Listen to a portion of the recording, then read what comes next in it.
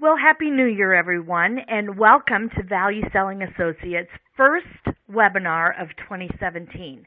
I don't know about you, but it still sounds very strange to say 2017. I see that many of you have joined us from all over the world, so thrilled to have you join us.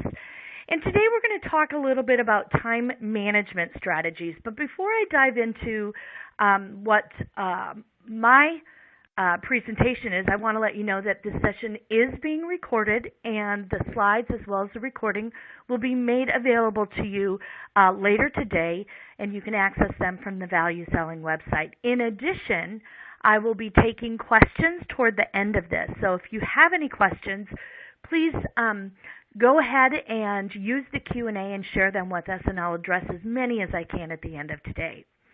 You know, as I started preparing for today's session on time management, I was asking myself, what can I talk about when it comes to time management that hasn't already been spoken about? And I came to the conclusion that time management is one of those things that is a discipline issue as opposed to a know what to do issue. So today I'm going to talk about some strategies that have worked for us over the years and that we share with our clients around the globe to help them drive discipline into their time management. Because common sense, as we all know, is not always common practice. So what I'm going to be sharing with you are tools, techniques, and strategies to help all of us get more discipline into our approach. So let's go through this. Let's start with a little cartoon here, and I love this because time is the one resource that every single one of us has in common. There are only so many hours of the day. Top performers don't get more hours. Mediocre performers don't get less hours. It is the great equalizer that we all have. So no matter what your role is, how much time you have and how you spend that time is your scarcest resource. A little exercise to sometimes go through is to think about if I was paying myself for each hour of each day that I'm at work. So if I took my salary and said, what is it worth? What is the company paying for me? And take your salary and multiply it by 1.3 because the company is paying for benefits and other things. How much is each hour of your time worth? And if you monetize your time that way, I find that it helps us become very deliberate in how we spend that money. Just as if you were writing a check for $100 at the end of each hour of your day, which in effect some of your employers are doing. So we're going to talk about time management. How do we make the most of the time that we have?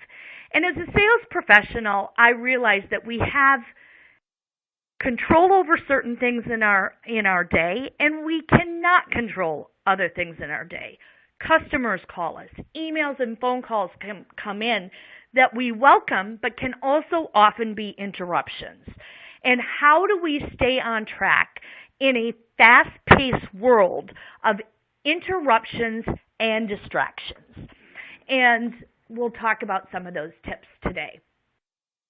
So, what are our objectives today? Well, our objectives are really a couple-fold. I'm going to give you 6 very specific techniques that if you choose to use, I guarantee you will make the most of each day and each hour and each day as you look forward. We're going to talk about specifically what do we do with that time? Are we doing the right activities to align our goals, to our goals?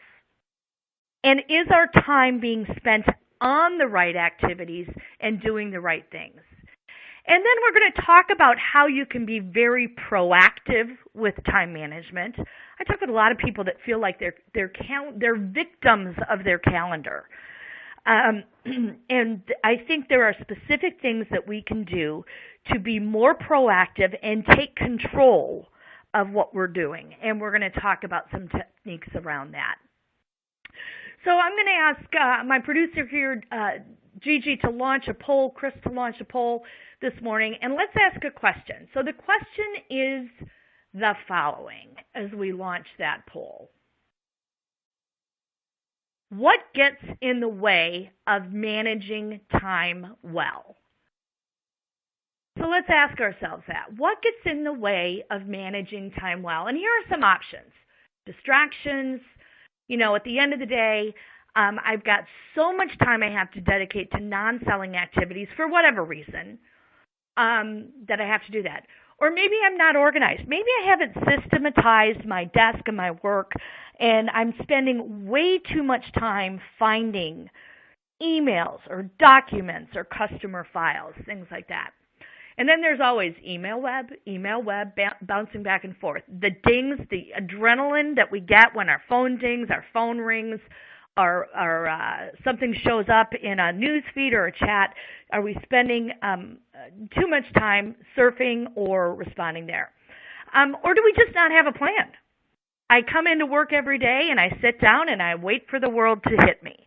And so let's think about that. So just select the one that, in your opinion, works the best for you. And if nothing fits into that category, go ahead and put it in other and share with us in Q&A what some of those answers might be.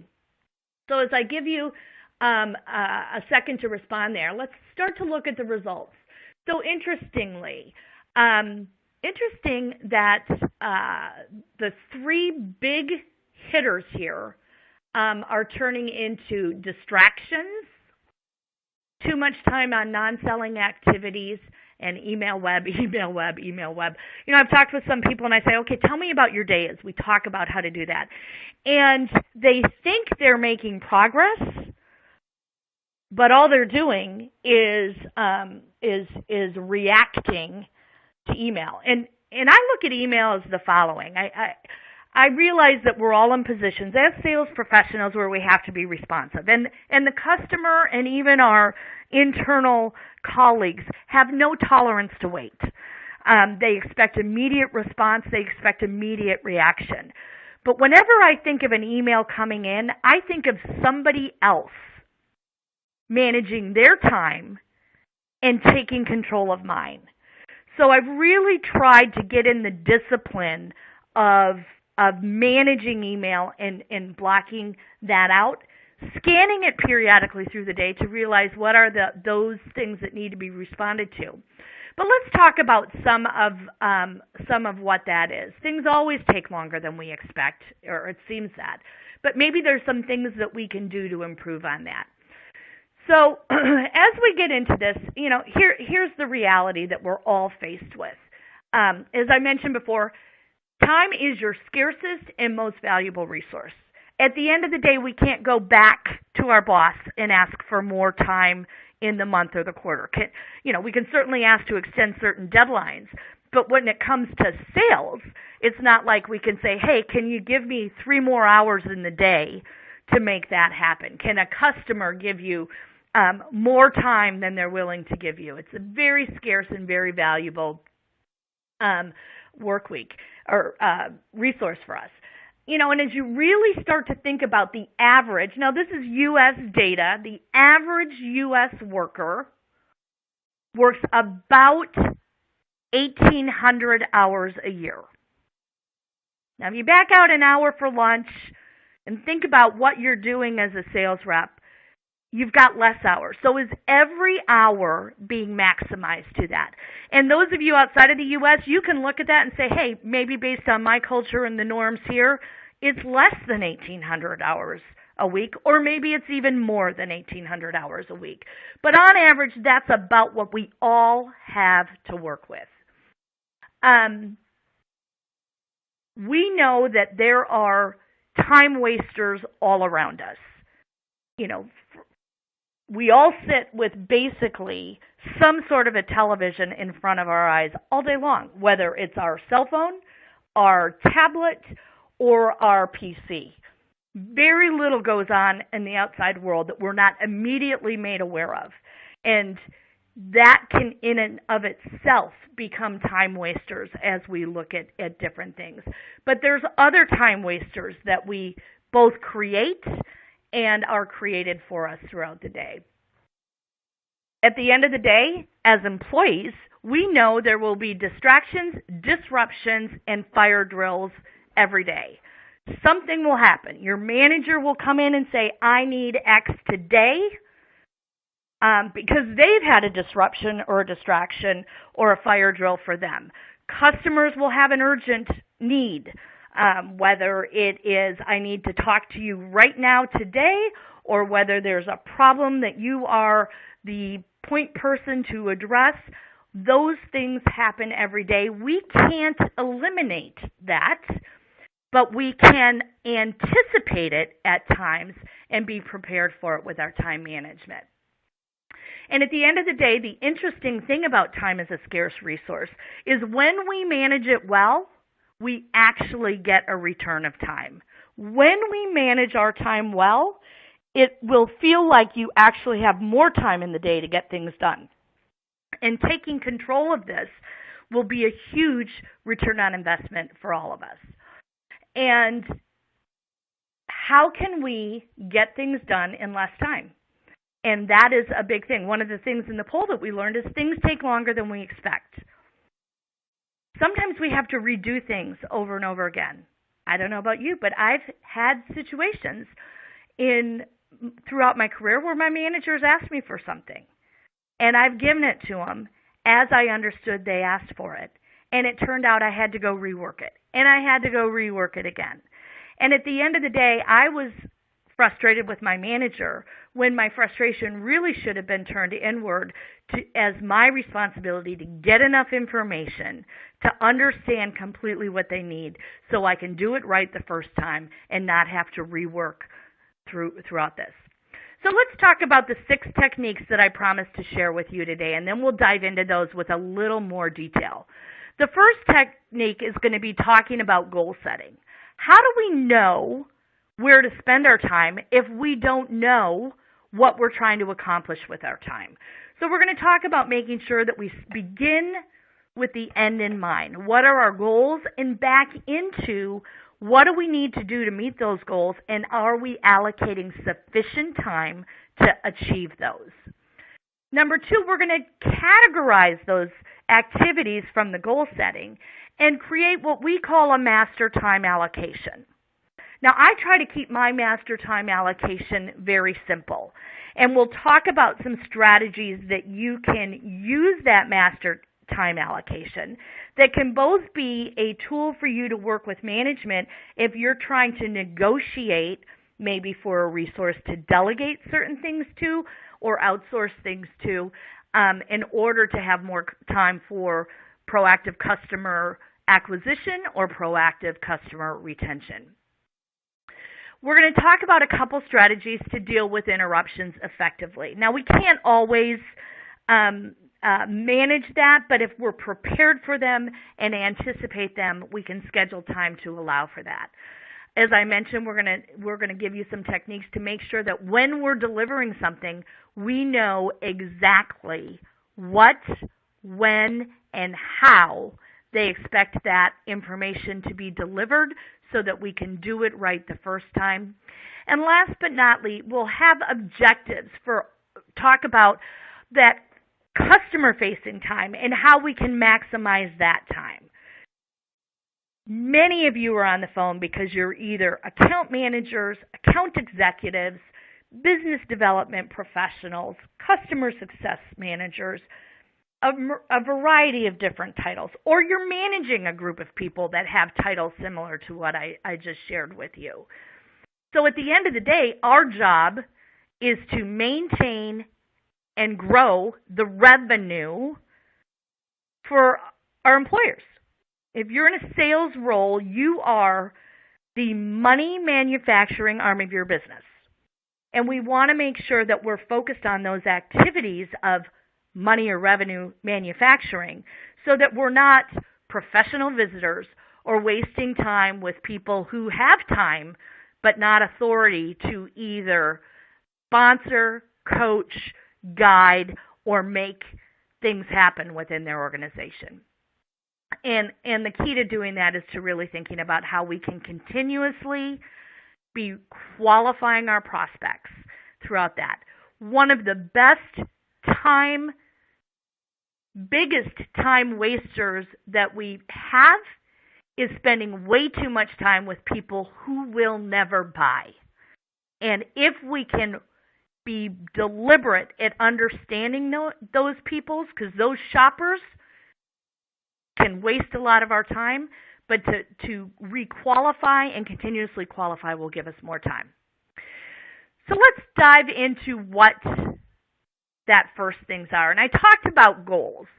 And this is a great time. I loved watching both business colleagues and personal colleagues at the beginning of January sitting down with their spouses, their colleagues, their managers, their families, and saying, hey, what do we want to accomplish this year? What are our goals? In sales, often our goals are handed to us. And that goal might sound like a quota. But what are those goals, and what do we need to do to break them into realistic, manageable goals by month, by quarter, by year? Are they specific? Your quota is probably pretty specific. You probably know exactly what you're expected to bring in. If you don't, I would take some time to get on your manager's calendar and figure that out. Your quota is measurable, but there's other things that we do every day that are measurable. Are we having enough meetings with new and prospective clients? Are we having enough interactions with existing customers if you're a customer success manager or an account manager who's responsible for retention and renewals? Are those goals achievable? And how do we make sure that they're achievable, believable, and realistic? And are they time-bound? Are they timely? A goal to someday I'm going to get to go on a world-class vacation with my family on a safari in Africa is a wish.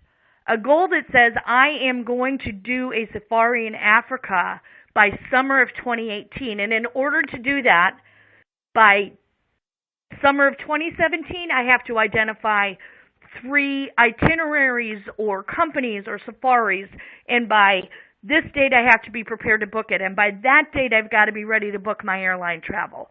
And really backing into what are those specific time-bound activities, because that's what will turn your wish list into a time-bound goal. I think it's important, and most time management experts think it's important to write your goals down. Now, what you do once they're written down is up to you. Share them. I would share them with people that only I feel can support me in those goals.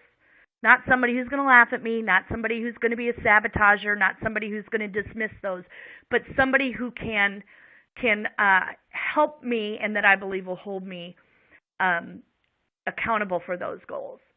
The reason we want to do that is because from a business perspective, we probably have short-term goals, and those short-term goals should support those longer-term goals.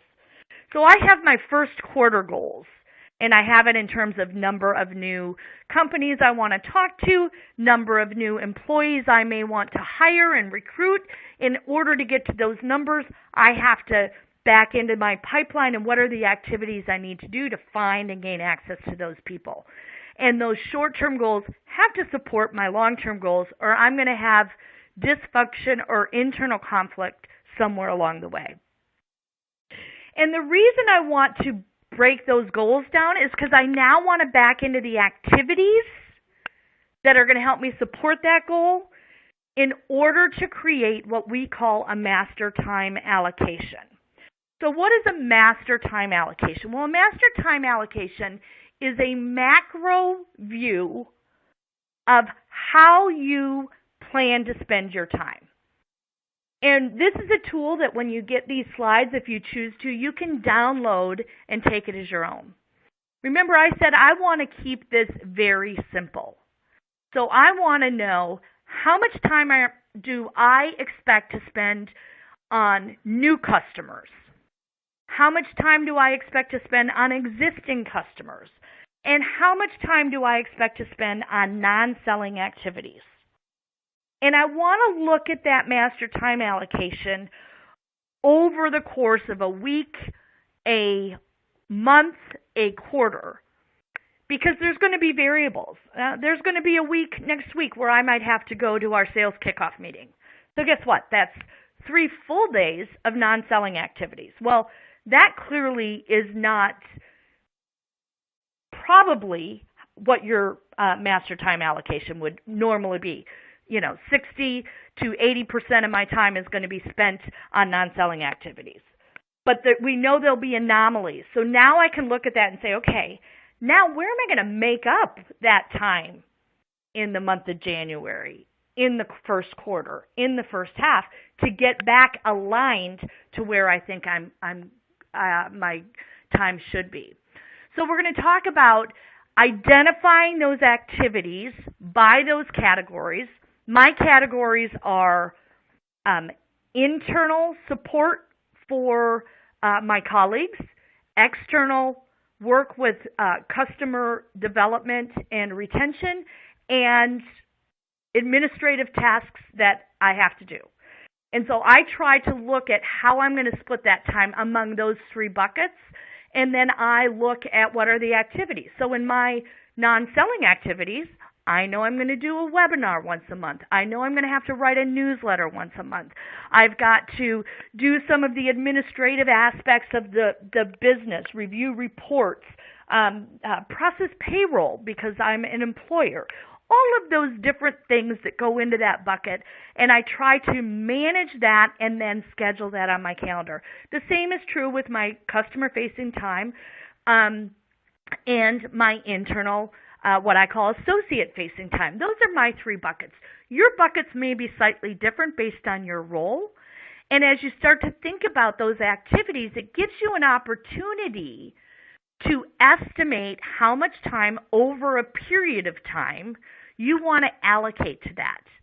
And this is a great exercise to go through with your manager.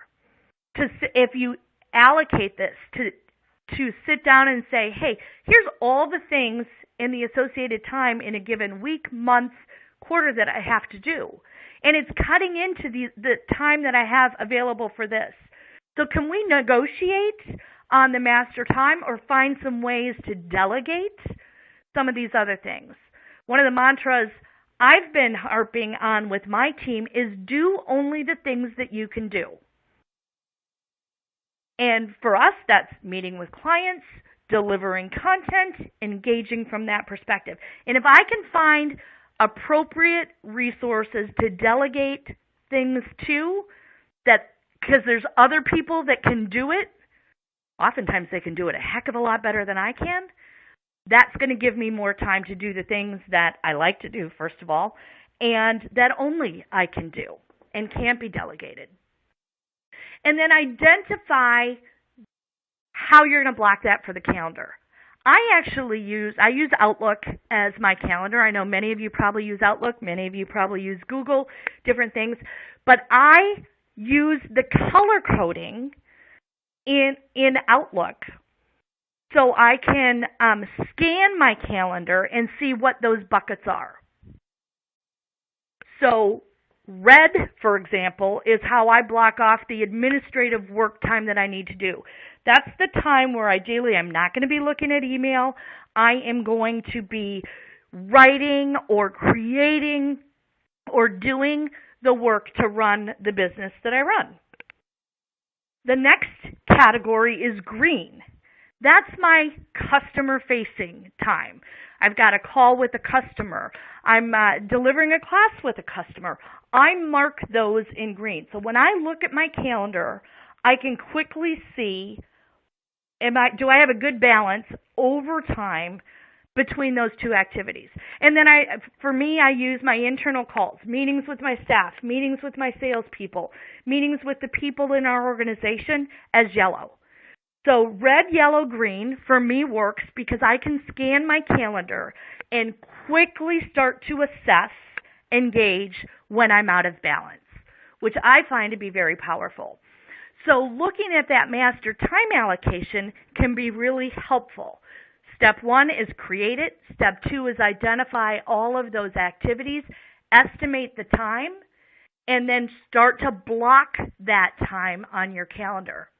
And the key then is once we go through that and you identify these different activities and what you're doing in those buckets, if these might be your 3 buckets, is when something comes up and I have to spend more time on keeping an existing customer because there's a challenge, there's a problem, something's come up, there's been change in that account, whatever that circumstance might be, I can now say, where can I switch time to get time back as opposed to just eliminate, you know what, this week I don't have time for prospecting because I've got so much other stuff that has to get done. And rather than cancel that time, I want to trade that time with other categories on my calendar. And that is one of the key ways that we can stay in balance and make sure that the time that we do spend is continuously and consistently aligned to our goals. So what does that mean? Well, I find it helpful to create a master calendar, and many of you do this, but really understanding where we're spending our time. So there's certain things that I calendar every month. I calendar the webinar. I calendar 3 hours to create the webinar and practice the webinar and develop the slides and test the technology. I calendar my newsletter. I calendar internal communications and updates to my team. All of that is on my calendar so that when a customer says the only time I can meet with you is next Tuesday at 8 a.m., and that was the time I was planning to write my newsletter, I can now start switching out that block. Rather than cancel that time, I'm going to move it to another time so that I can keep that consistent with my master time allocation. And by color coding it for me, it's very easy for me to see when I get out of balance. And then I have to rebalance it, I have to look at a broader time frame and figure out how I'm going to get back into that balance over time. And we can, manage all of that. Now, we all know there are certain times in the day that we can only get a hold of customers. So another technique, and we've always talked about this as long as I've been in sales, is sell during selling hours. When I see a sales rep, or used to see a sales rep doing an expense report, at 10 a.m. on a Monday morning, it used to drive me crazy because I wanted them to do that in the time that they couldn't get a customer on the phone. In today's world, there's almost never a time that you couldn't get a customer on the phone if you wanted to. But really make sure that you are protective of the time of prime selling hours and prime appointment hours and push as many of the administrative tasks outside of those windows as possible. Why do we do this? It's because it allows us to get more proactive. And when one of the biggest challenges that we heard was things take longer than we expect, I believe it's important for us to allow for planning time. One of the things that I tend to do when possible is keep all of my conference calls to 45-minute blocks. It would be great if Outlook would let me do that purposefully, but I have to manually do that. So rather than set an hour meeting, I always set 45-minute meetings. If it runs over, it runs over. But it won't bump into the next hour that I might have the next activity or meeting scheduled. And if it doesn't run over, it gives me 15 minutes to regroup, take a break, get a fresh cup of coffee, whatever I need to do before I charge into that next meeting. One of the other techniques is knowing the days that we are jam-packed over schedules is the days that we're going to get derailed no matter what. So can you schedule time at the beginning of the day, at the end of the day, for the fire drills that might come up? But one of my objectives is not to be so scheduled that at the end of the day I can't react or respond to something that comes my way that I didn't anticipate. And then time block those on your calendars. Make those non-negotiables. We've always talked about over the years for salespeople, make your prospecting time non-negotiable on your calendar. Put it on your calendar, close your door, put a sign on your cubicle that says, don't bother me. I'm focused on those activities. But if we block those times out, we're more likely to keep them. That's not to say that, if a customer calls us, we're not going to turn around and say, I'd love to help you, but right now I'm supposed to be writing my newsletter. No, things change, but now I've got a plan and say, okay, now where am I going to squeeze that activity? What can I trade as opposed to cancel? So interruptions are part of our life. I mean, phone calls are interruptions, emails are interruptions, somebody hanging over coming over to our cubicle and engaging us in a conversation, whether it's business or not, could be an interruption for us. So one of the keys is to start to distinguish the difference between what is urgent and what is important. And there are a lot of things that are urgent that are not important, and there's a lot of things that are important that aren't urgent. And so understanding that distinction and understanding where it fits in that kind of quadrant, if you were to map those activities, allows you to identify which ones need to be addressed immediately. And at the end of the day, if somebody's asking you to do something that's not urgent and not important, those are the things that we either want to delegate or decline. Now, if it's urgent to my boss and important to my boss, and it's not urgent or important to me, I probably need to reset my criteria for that, because if it's urgent to my boss or my employer and they're asking me to do it, that does become urgent almost by definition. So we have to look at that. But distinguishing that, I went through an exercise with a client a couple weeks ago, and I said, just, humor me. Write down everything you need to do. And then what I had him do is go highlight everything that's really important. Now circle those things that are urgent. Now, first of all, is there anything that isn't either highlighted or circled? Take them off your list or give them to somebody else. Now, let's look at the things that are really important but not urgent. Do you have an idea of when those actually need to be due? And can we manage them over time as opposed to immediately? And then let's look at the things that are urgent and important. Those are the distractions, the disruptions that probably you want to, in the short run, make time for. But without that filter, you could be making time or taking time on things today that really don't need to be done today. So getting proactive with those interruptions is really important.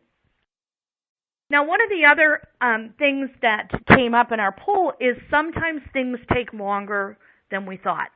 And in this category, I would also say sometimes I do something only to find out that I did it incomplete or incorrect, and therefore I need to redo it. So when we're on the receiving end of getting or accepting any task or any action item, we want to make sure we are getting as explicit of information as possible. We don't want to do things twice. And sometimes it's better to do things right, or it's always better to do things right the first time, even if that takes a little longer, than to do it 2 or 3 times ineffectively, inadequately, or have to redo it. If you're on the receiving end of being a task or an activity or a to-do or an action item delegated to you, it's your responsibility to make sure you know exactly what they want, when they want it, and how they want it. And then write it down, make sure you confirm it with that person. Then you can manage to that timeline, to that format, and minimize the fact that you may have to do it twice or rework it. And as much as I'd love to say it's the person's responsibility giving that task, We can't control them. We can only control us. So it's our responsibility at that point in time to make sure we know exactly what you want, how you want it, where you want it, and when you want it. So now let's talk about how we can maximize the time we spend in front of customers. It's always amazing to me when I hear a sales rep, and sometimes they're even taking a posse of people, a sales engineer, a manager, a technical resource, either on a conference call, a virtual call, or a face-to-face call. And they say, you know what, our objective here is just to further the relationship. We just want some face time.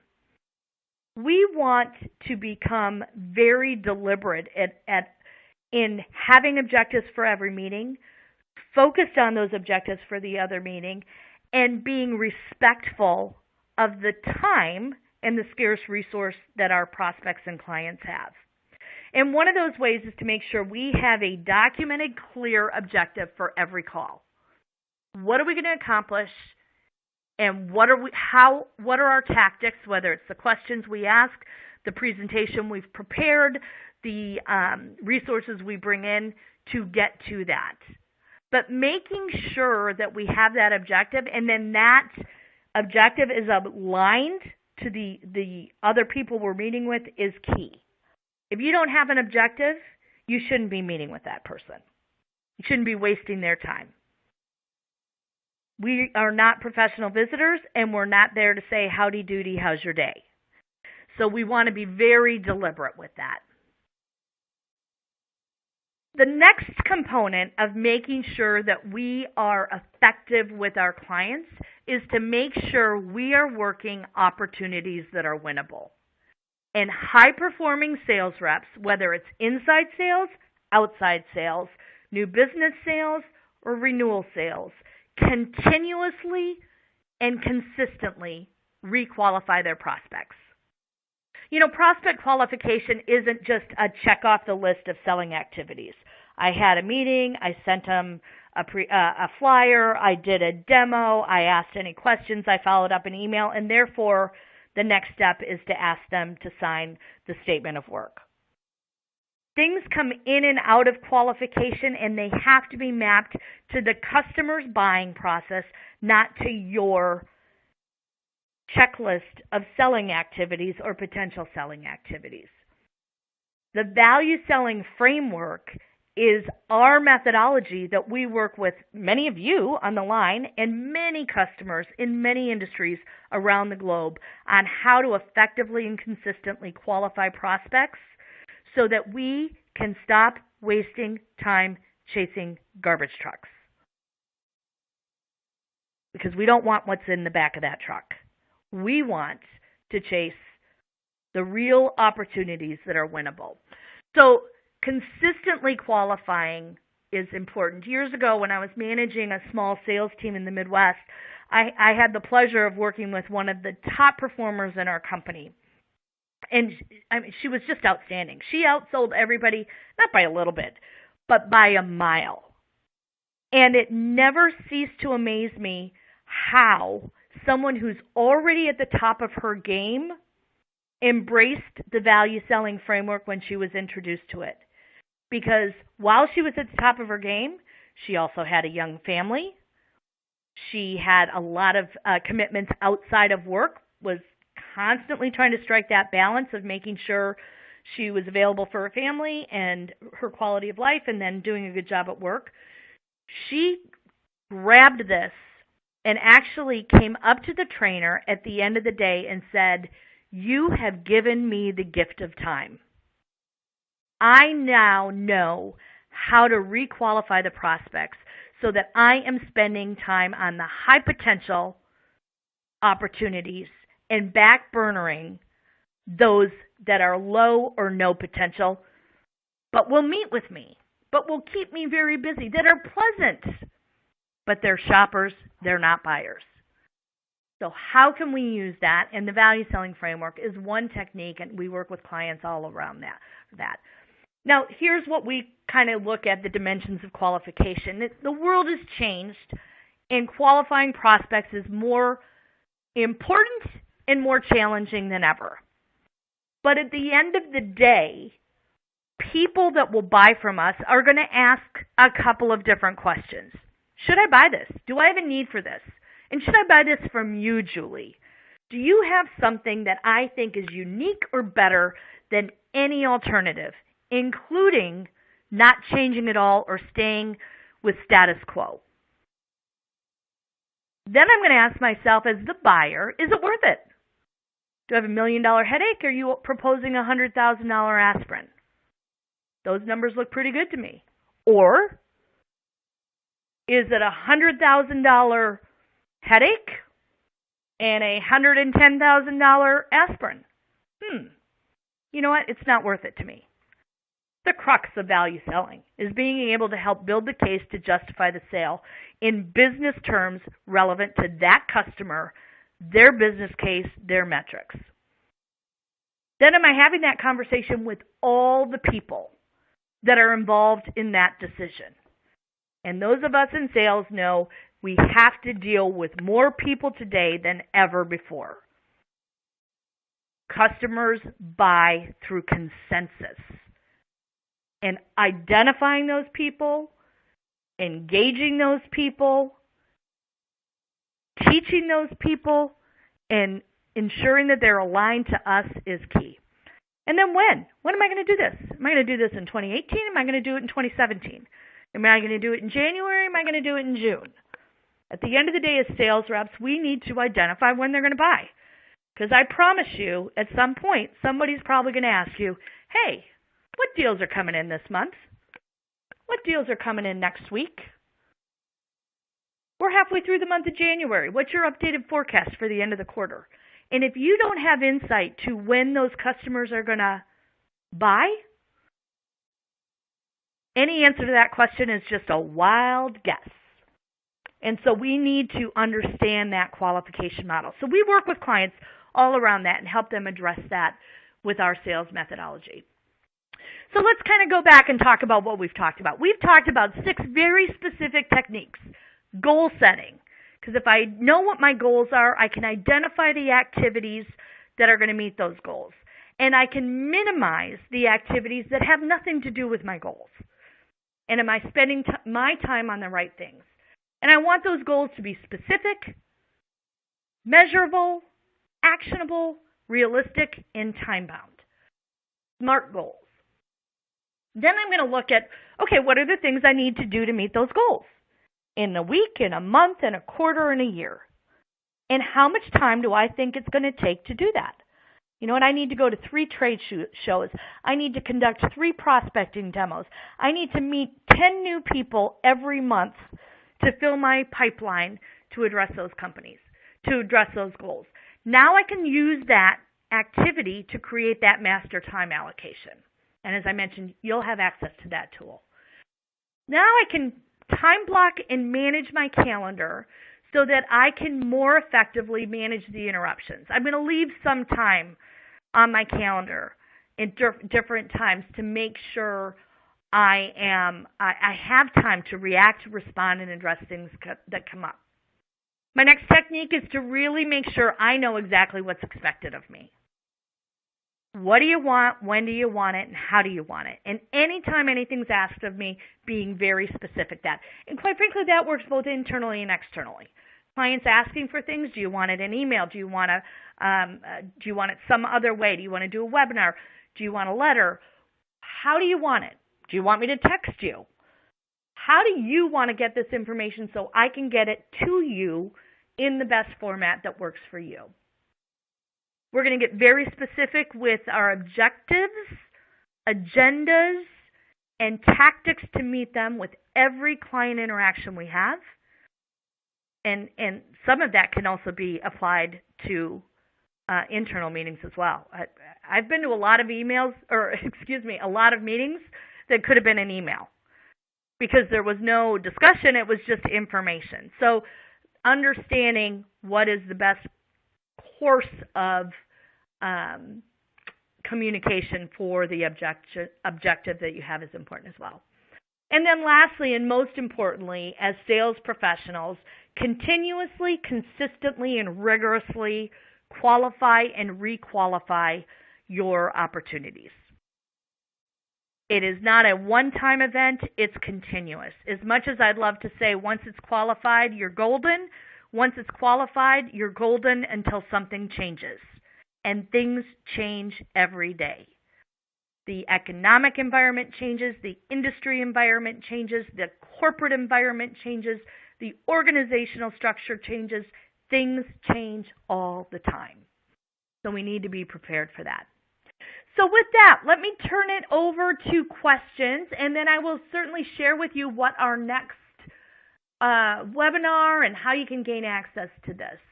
One of the questions I see here is asking me to confirm customers buy through trust. Agreed? Well, yes. Customers certainly buy from people they trust and people that have credibility.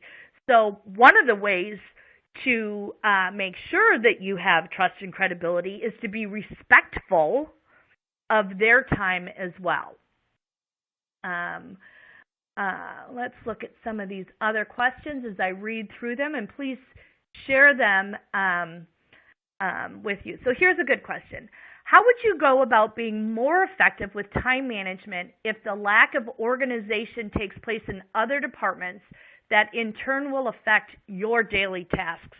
Oh, that's a good one. So my time management is impacted by things outside of my control.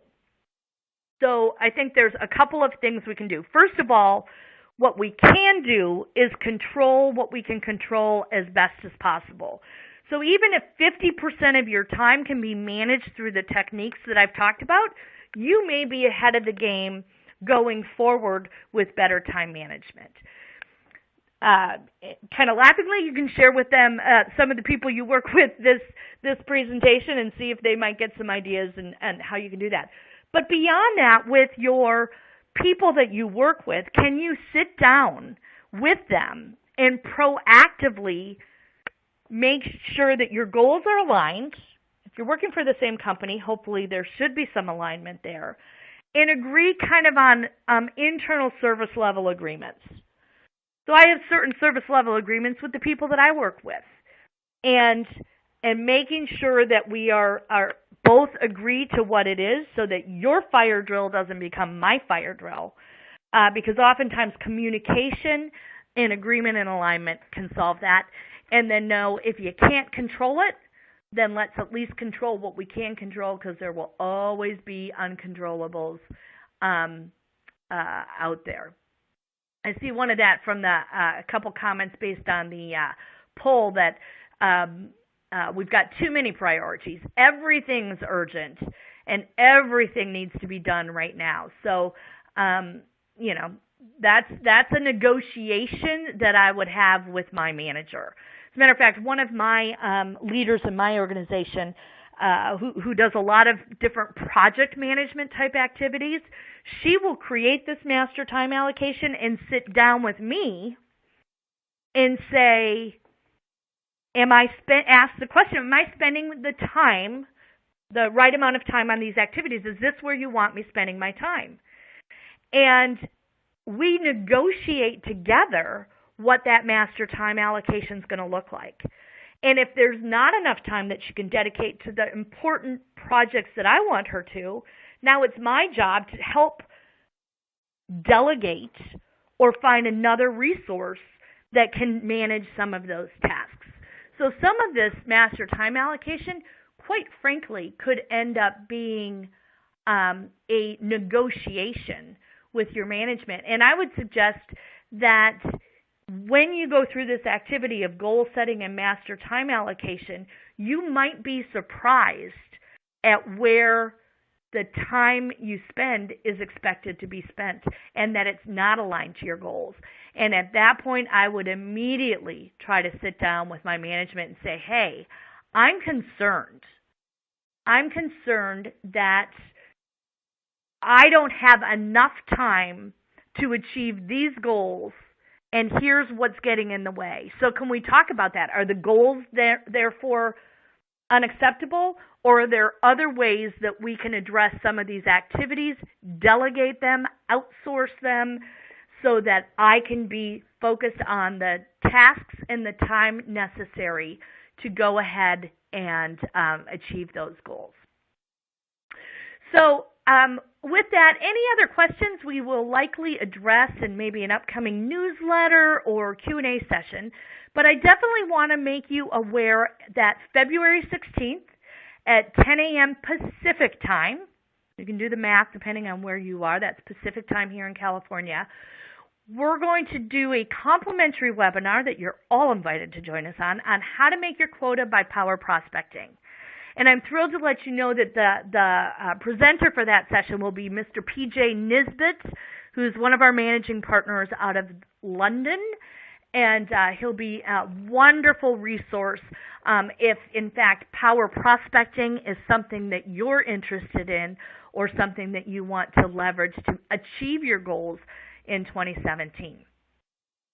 As I mentioned, today's session is being recorded, and the slides will be available. If you're interested in them, just go to valueselling.com, and at the top, you can look at resources, drop that down, find webinars.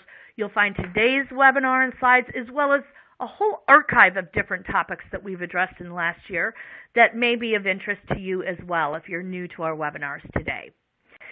Last but not least, also on our website, you can pick up our books, training courses, and other things. Please, please, please follow us on social media. Join our group on LinkedIn. Find our page on Facebook, and our Twitter handle is @ValueSelling. Value has no E, VALUSELLING. Would love to hear from you through those platforms, what you thought of today's content, what you'd like to see from us in the future, what you can apply based on today's content and is going to help you achieve your goals in 2017. And then last but not least, should any of you have any questions or want any further information, please feel free to call me directly. My name is Julie Thomas, as I mentioned earlier. I'm located here in Southern California. Please connect with me on LinkedIn. Send me an email or call me directly if there's anything that we can do for you or any questions that I was unable to address. With that, welcome to 2017. We're off to the races, and I hope you all have a productive year ahead of you and the opportunity to meet all your goals and objectives by better using your time moving forward. Thanks for joining us, and we'll talk to you next month. Bye-bye.